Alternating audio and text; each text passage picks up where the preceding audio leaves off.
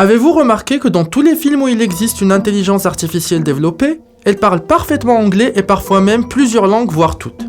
Malgré tout ce qu'on nous raconte sur l'intelligence artificielle, voici l'état de ses capacités de traduction actuelles. La phrase « Il n'est de pire mal que la solitude » est traduite par Google Traduction en « It is worse than loneliness » qui, retraduite en français, donne « Cela est pire que la solitude ». Le sens de la phrase s'est retrouvé complètement retourné. Ou encore plus bizarre, le mot qui n'existe pas 15A tréma est traduit de l'allemand vers l'anglais par Google Traduction en « Pokémon ». Pas très impressionnant, non?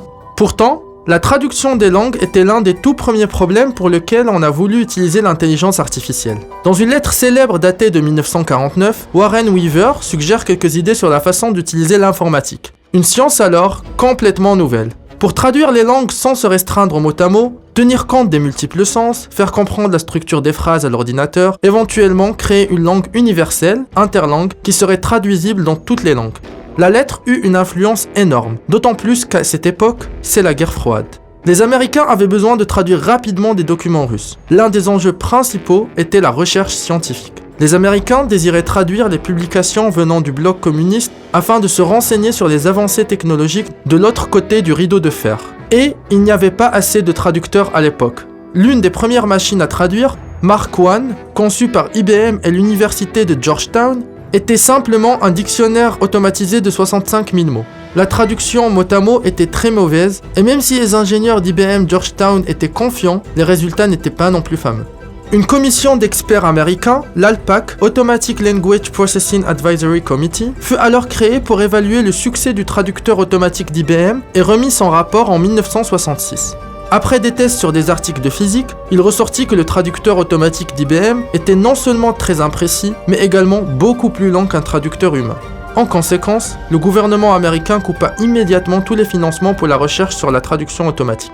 Une des raisons pour lesquelles le rapport était si pessimiste était la piètre qualité des traductions fournies par la machine. En même temps, on ne pouvait pas s'attendre à un grand succès de la part d'une machine qui n'est qu'un dictionnaire automatisé et qui n'est donc capable que de fournir du mot à mot. Par exemple, le titre du célèbre film « Autant en emporte le vent » est traduit avec cette méthode par « Much wins the wind » qui, retraduite en français, donne « Beaucoup gagne le vent ». On a totalement perdu le sens. L'idée la plus naturelle pour résoudre cela est de tenir compte des règles de grammaire et de syntaxe des langues, c'est-à-dire tenir compte des sujets, des verbes, des accords, des genres lorsqu'ils existent. Par exemple, on décompose la phrase « Simon frappe à la balle » comme suit, ce qu'on appelle un arbre syntaxique. Puis on essaie de traduire la structure en une structure correspondante dans la langue d'arrivée. Cette méthode nécessite un énorme travail des spécialistes. Il faut des linguistes qui connaissent bien les structures des deux langues, et des informaticiens pour les coder efficacement. Non seulement c'est difficile à faire, mais en plus les formes particulières de phrases doivent être rajoutées à la main dans le système. Cette méthode complexe et coûteuse a été utilisée jusqu'aux années 1980 par les leaders de la traduction automatique.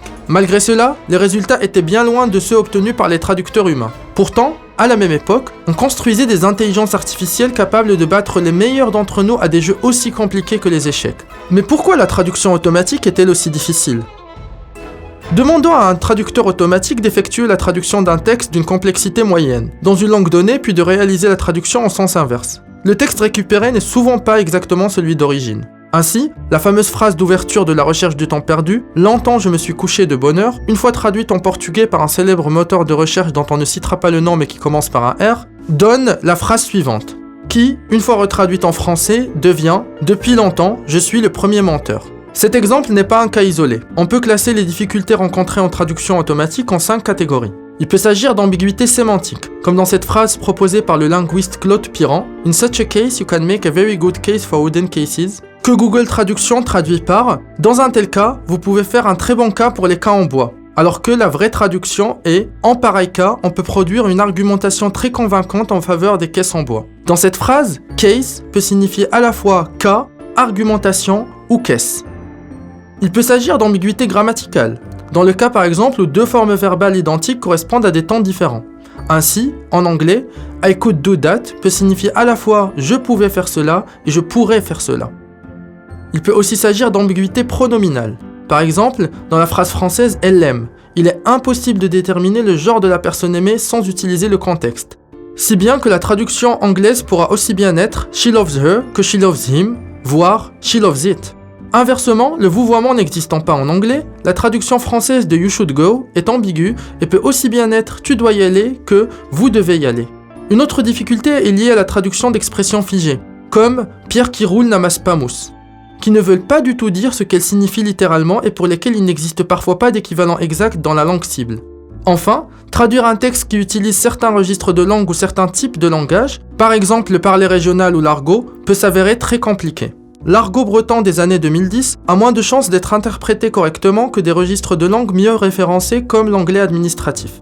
Heureusement, vers le début des années 90, de nouvelles méthodes de traduction vont faire leur apparition et surmonter partiellement ces difficultés. Les méthodes statistiques se sont révélées incroyablement plus puissantes que les anciennes méthodes à base de règles syntaxiques. Le principe est simple. Vous disposez d'un énorme stock de documents écrits à la fois en français et en anglais, on appelle cela un corpus. Pour chaque phrase X écrite en français, vous observez la fréquence à laquelle la phrase X a été traduite par la phrase Y en anglais, et vous prenez la traduction qui est apparue le plus souvent. En pratique, travailler avec une phrase entière n'est pas efficace, on regarde plutôt des groupes de mots ou des parties de phrases. Par exemple, dans votre corpus, la phrase « Elle aime le lait » est présente 100 fois. Elle a été traduite 50 fois par « She loves milk », 43 fois par « She likes milk » et 7 fois par « She likes drinking milk ». Le traducteur va donc choisir la phrase « She loves milk » car c'est la traduction la plus fréquente. Ce qui est étonnant avec la méthode statistique, c'est qu'elle paraît vraiment plus bête que les méthodes à base de règles puisqu'elle ne tient pas compte de la syntaxe, mais qu'elle fait réellement mieux que ces dernières. Elle ne résout cependant pas tout. Il faut disposer d'un très gros corpus pour chaque paire de langues pour que la traduction statistique soit efficace. Et cette méthode a tendance à ignorer toutes les formes rares dans les langues. Ces dernières années, et plus précisément après 2015, une toute nouvelle méthode a fait son apparition. Cette méthode a connu un succès au-delà des espérances. Elle est basée sur l'intelligence artificielle, et plus particulièrement les réseaux de neurones profonds. Ces derniers s'entraînent sur des phrases dont la traduction est déjà connue. Pour chaque phrase donnée, le réseau de neurones compare sa propre traduction à la véritable traduction et essaie de corriger ses erreurs par l'intermédiaire d'un algorithme mathématique. Cet algorithme est comme un petit enfant qui apprend à parler. Il n'a aucune notion préconçue de grammaire ou de vocabulaire.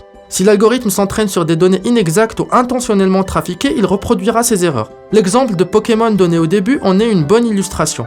Dans ce cas, l'algorithme de Google fait une partie de son apprentissage en utilisant des données issues d'Internet trafiquées par des petits malins. Malgré les énormes avancées réalisées ces dernières années, notamment grâce au réseau de neurones profonds, la traduction automatique est loin d'être parfaite. C'est la raison pour laquelle beaucoup de textes présents sur Internet ont été traduits non pas directement par un ordinateur, mais par une procédure de traduction assistée par ordinateur. Les logiciels de traduction assistée par ordinateur sont des logiciels à mémoire de traduction. C'est-à-dire qu'ils contiennent des bases de données constituées notamment par les traductions passées des différents utilisateurs. Le logiciel enregistre les réponses de l'utilisateur et ses différentes propositions et s'adapte en fonction, de sorte à répondre de plus en plus efficacement aux exigences de celui-ci. Il est clair qu'en ce qui concerne la traduction de textes littéraires, les traducteurs humains ne risquent pas de perdre leur travail dans les quelques années à venir. Cependant, les algorithmes de traduction automatique sont d'ores et déjà suffisants pour une utilisation dans la vie de tous les jours. شكرا لمشاهدتكم لهذه الحلقة. نلتقي في حلقة مقبلة.